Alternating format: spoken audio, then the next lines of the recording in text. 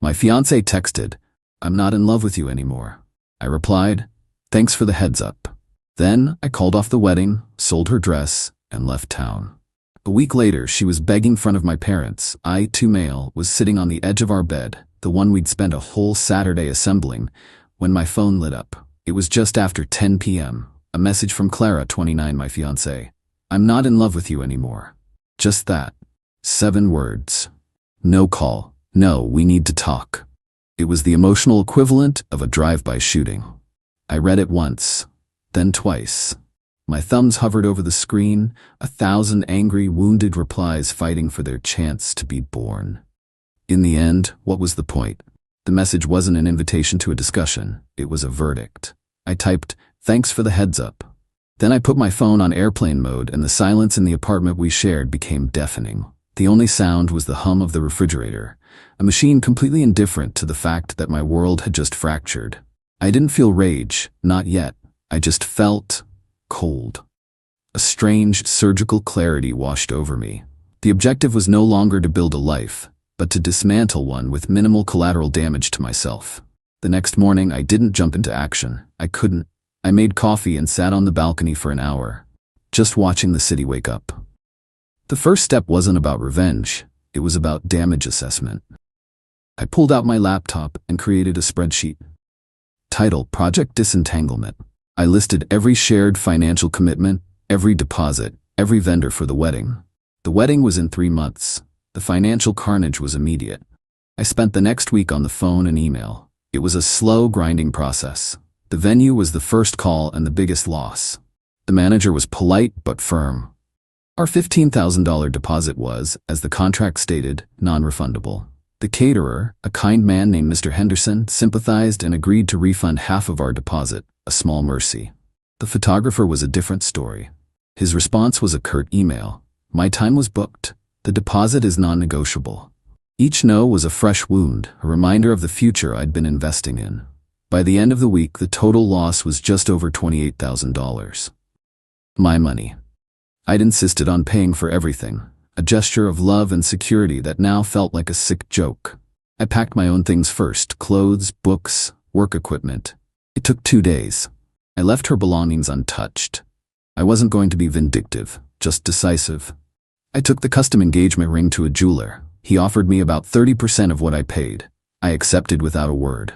The money wasn't the point. Erasing the symbol was. The dress was harder. A $7,000 piece of art hanging in a closet. I took several high-quality photos and posted it on a popular pre-owned wedding dress website. I listed it for $4,000. Title: Custom gown, never worn. Fiancé had a change of heart. I knew it could take months to sell, if ever. It was just another loose end. Finally, the apartment. Our lease had a hefty break fee. I called the landlord and explained the situation. He was a businessman, not a therapist. He agreed to waive the fee only if I found a suitable new tenant to take over the lease immediately. The hunt for a new tenant began. During this week, Clara's texts started. They followed a predictable pattern. "Can we talk? This is not how you handle things. You're being so dramatic and rash. My mother is worried. You owe our families an explanation." The sheer, breathtaking entitlement of it all was the only thing that cut through my numbness. She seemed to genuinely believe that she could drop a bomb on our life and then be angry at me for how I swept up the debris. I never replied. I just forwarded the more aggressive messages to a Clara folder in my email, just in case. One evening, I got a call from her mother, Karen. I let it go to voicemail. "Michael, darling," her message began, oozing false concern. "I know Clara can be impulsive, but you two need to talk this through.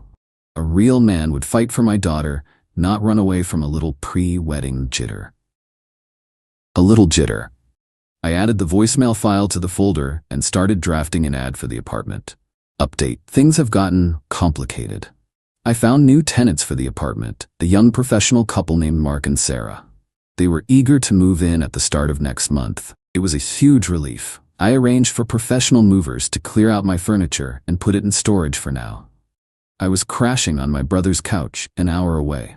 With the logistics handled, the emotional fallout began to hit.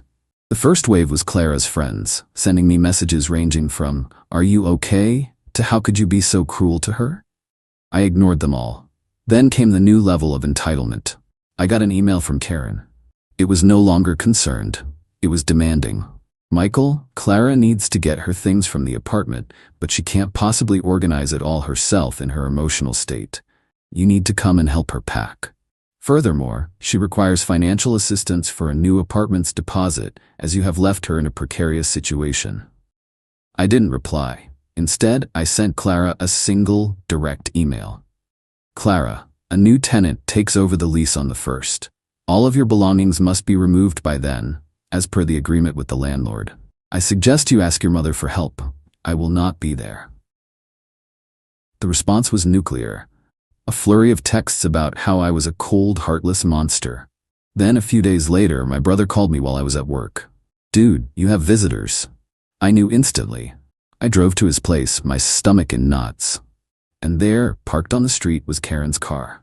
She and Clara were standing on the sidewalk, arguing with my brother, who had his arms crossed, blocking the door. "Michael?" Clara cried out when she saw me, as if I were the one who had wronged her. "Your brother won't let us in." "This is my brother's home, Clara. You weren't invited," I said, my voice flat. "We need to talk," Karen interjected, stepping forward. "Your behavior is appalling. You have embarrassed our family. Clara made one mistake and you've destroyed everything." "A mistake?" I asked. "Ending an engagement via text is a mistake, or was the mistake getting caught?" Clara flinched, and for a second, I saw it. A flash of guilt. But it was quickly replaced by indignation. "What is that supposed to mean?" I didn't have proof of anything, just a gut feeling that her "not in love with you" text was hiding a more sordid truth. But I didn't need proof. The outcome was the same.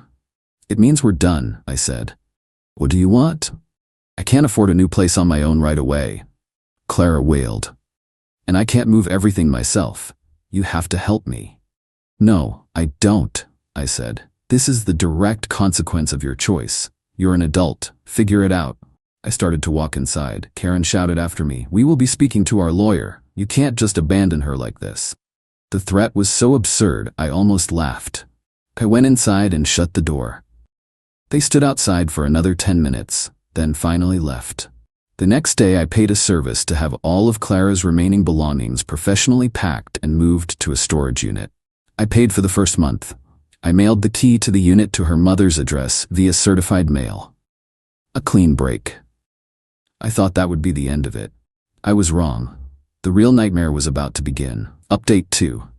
The call came from Mark, the new tenant, on the 2nd of the month, the day after his lease began. "Michael, sorry to bother you, man, but we have a problem. There's someone in the apartment. He says he's living here." My blood ran cold.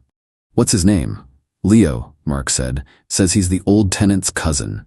Leo, Clara's cousin, a permanent fixture on the couches of friends and family. It all clicked into place. Clara hadn't moved her things out. She had just moved her cousin in. I immediately called my lawyer, Sarah, a sharp, no-nonsense woman who had helped my dad with a business issue. I explained the situation.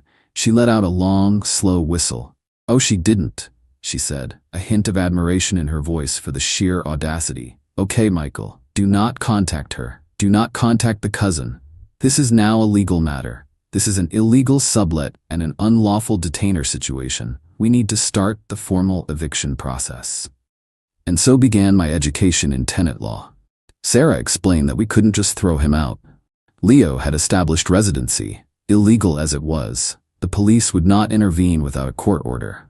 We had to serve him with a formal notice to quit, giving him a set number of days to vacate.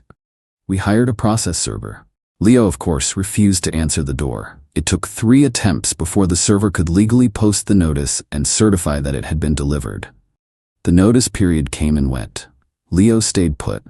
Mark and Sarah were, understandably, furious. They were staying in a hotel, and I was paying for it. It was my responsibility.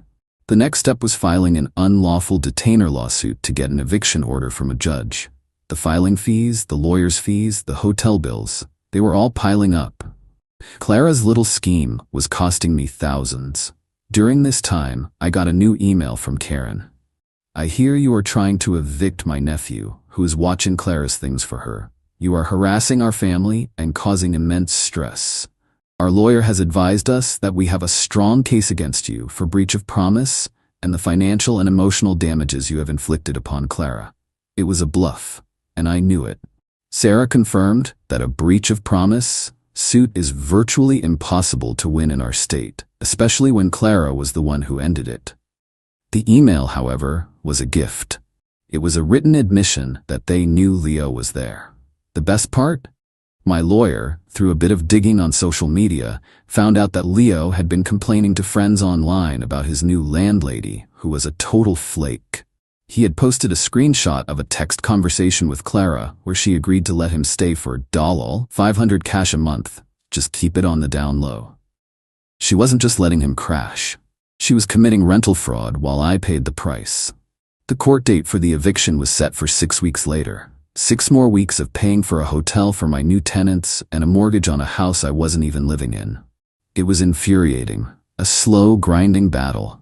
But with every bill I paid, my resolve hardened. This was no longer just about moving on. It was about accountability. Final update. The eviction hearing was as anticlimactic as it was satisfying. Leo showed up, looking sullen. Clara and Karen were there for moral support. They tried to sit in the back, but the judge called Clara forward once her name came up. Sarah was magnificent. She presented the case clearly. The new valid lease with Mark and Sarah. The notice to quit. The mounting hotel bills. And then the final stroke. A certified copy of Leo's social media post, complete with the screenshot of his texts with Clara about the $500 cash rent. The judge looked from the screenshot to Clara. Her face, a mask of self-righteousness, crumbled. "Miss Dubois," the judge said, her voice dangerously soft. "Did you enter into a rental agreement with your cousin for an apartment you were no longer leasing?" Clara stammered. "I was just trying to help him." "By committing fraud?" The judge finished.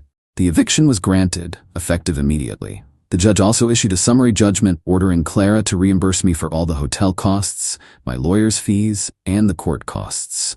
It was a significant amount, far more than the original wedding deposits I'd lost. Clara and Karen stormed out of the courtroom. Leo just looked lost. I walked out feeling quiet. It wasn't the explosive victory I might have imagined. It was the quiet, methodical triumph of process, of consequences. Life has moved on. I got my own place in a different part of the city. I sold most of the furniture I'd put in storage. I wanted a fresh start. My brother and I took a weekend trip to the mountains, and for the first time in months, I felt genuinely light. Last week, I got a notification from the wedding dress website. After almost 5 months, the dress had sold. A few days later, a letter arrived at my new address. It was a card from the buyer, a woman named Amanda. Inside was not a check, but a photograph. It was of her and her new husband, standing on a beach, beaming. She was wearing the dress and she looked radiant. Her note was short. "Michael, I don't know the story behind the dress, only that it was meant for a future that didn't happen. I wanted you to see the future it has now. Thank you. I hope you found your own peace." And looking at that photo, at the joy on their faces, I realized I had. The anger, the bitterness, it was gone. Replaced by a quiet sense of peace. Clara's actions had consequences, yes, but so had mine. I had chosen to be methodical, not malicious. I had chosen to rebuild, not just to tear down. Her betrayal doesn't define my story. The final chapter, the one I'm writing now, is all mine, and it's a much better story.